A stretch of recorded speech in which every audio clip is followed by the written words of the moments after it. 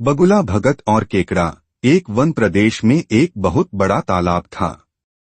हर प्रकार के जीवों के लिए उसमें भोजन सामग्री होने के कारण वहां नाना प्रकार के जीव, पक्षी, मछलियां, कछुए और केकड़े आदि वास करते थे। पास में ही बगुला रहता था, जिसे परिश्रम करना बिल्कुल अच्छा नहीं लगता था। उसकी आंखें भी कुछ कमजोर थीं। मछलियां पकड़ने के लिए तो मेहनत करनी पड़ती हैं, जो उसे खलती थी। इसलिए आलस्य के मारे वह प्रायः भूखा ही रहता। एक टांग पर खड़ा यही सोचता रहता कि क्या उपाय किया जाए कि बिना हाथ पैर हिलाए रोज भोजन मिले। एक दिन उसे एक उपाय सूझा तो वह उसे आजमाने बैठ गया। बगुला तालाब के किनारे खड़ा हो गया और लगा आंखों से आंसू बहाने।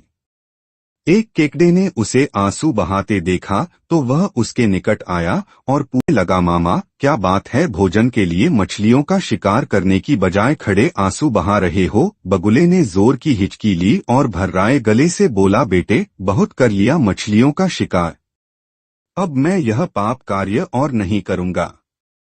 मेरी आत्मा जाग उठी है, इसलिए मैं निकट आई मछलियों को भी नहीं पकड़ रहा हूँ।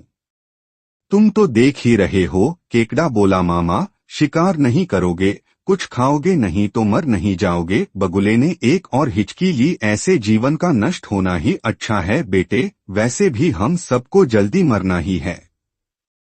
मुझे ज्ञात हुआ है कि शीघ्र ही यहाँ 12 वर्ष लंबा सूखा पड़ेगा। बगुले ने केकड़े को बताया कि यह बात उसे एक त्रिकालदर्शी महात्मा ने बताई है, जिसकी भविष्यवाणी कभी गलत नहीं होती। केकड़े ने जाकर सबको बताया कि कैसे बगुले ने बलिदान व भक्ति का मार्ग अपना लिया है और सूखा पड़ने वाला है। उस तालाब के सारे जीव, मछलियां, कछुए, केकड़े, बत्तखें व सारस आदि दौड़े दौड़े बगुले के पास आए और बोले, भगत मामा अब तुम ही हमें कोई बचाव का रास्ता बताओ, अपनी अक्ल लड़ाओ, तुम तो महाज्ञानी बन ही गए हो। बगुले ने कुछ सोचकर बताया कि वहां से कुछ कोस दूर एक जलाशय है, जिसमें पहाड़ी झरना बहकर गिरता है। वह कभी नहीं सूखता। यदि जलाशय के सब जीव वहां चले जाएं, तो बचाव हो सकता है। अब समस्या यह थी कि वहां तक जाया कैसे जाएं। बगुले भगत ने यह समस्या भी सुलझा दी, मैं तुम्हें एक एक करके अपनी पीठ पर बिठाकर वहां तक पहुंचाऊंगा, क्योंकि अब मेरा शेष जीवन दूसरों की सेवा करने में गुजरेगा। सभी जीवों ने गदगद होकर बगुला भगत जी की जय के नारे लगाए। अब बगुला भगत के पौबारा हो गई। वह रोज एक जीव को अपनी पीठ पर बिठाकर ले जाता और कुछ दूर ले जाकर एक चट्टान के पास जाकर उसे उस पर पटककर मार डालता और खा जाता। कभी मूड हुआ तो भगत जी 2 फेरे भी लगाते और 2 जीवों को चट कर जाते। तालाब में जानवरों की संख्या घटने लगी। चट्टान के पास मरे जीवों की हड्डियों का ढेर बढ़ने लगा और भगत जी की सेहत बनने लगी। खा खा कर वह खूब मोटे हो गए। मुख पर लाली आ गई और पंख चर्बी के तेज से चमकने लगे। उन्हें देखकर दूसरे जीव कहते, देखो दूसरों की सेवा का फल और पुण्य भगत जी के शरीर को लग रहा है। बगुला भगत मन ही मन खूब हंसता। वह सोचता कि देखो दुनिया में कैसे कैसे मूर्ख जीव भरे पड़े हैं, जो सबका विश्वास कर लेते हैं। ऐसे मूर्खों की दुनिया में थोड़ी चालाकी से काम लिया जाए तो मजे ही मजे हैं। बिना हाथ पैर हिलाए खूब दावत उड़ाई जा सकती है। संसार से मूर्ख प्राणी कम करने का मौका मिलता है। बैठे बिठाए पेट भरने का जुगाड़ हो जाए तो सोचने का बहुत समय मिल जाता है। बहुत दिन यही क्रम चला।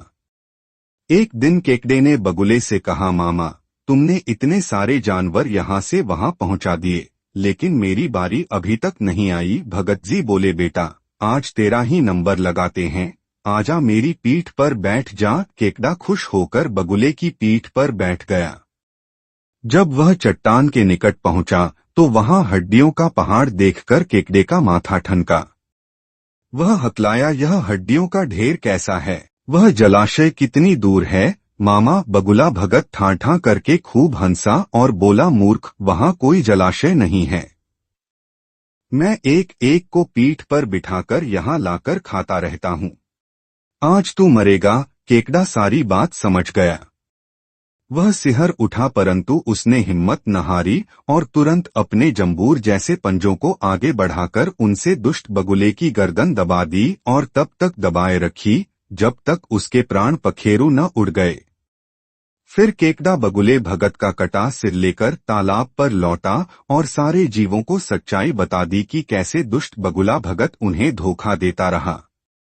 ये कहानी हमें दो महत्वपूर्ण सीख देती है। एक, दूसरों की बातों पर आंखें मूंद कर विश्वास नहीं करना चाहिए। वास्तविक परिस्थिति के बारे में पहले पता लगा लेना चाहिए। हो सकता है सामने वाला मनगढ़ंत कहानियां बना रहा हो और आपको लुभाने की कोशिश कर रहा हो। दो, कठिन से कठिन परिस्थिति और मुसीबत के समय में भी अपना आपा नहीं खोना चाहिए और धीरज व बुद्धिमानी से कार्य करना चाहिए।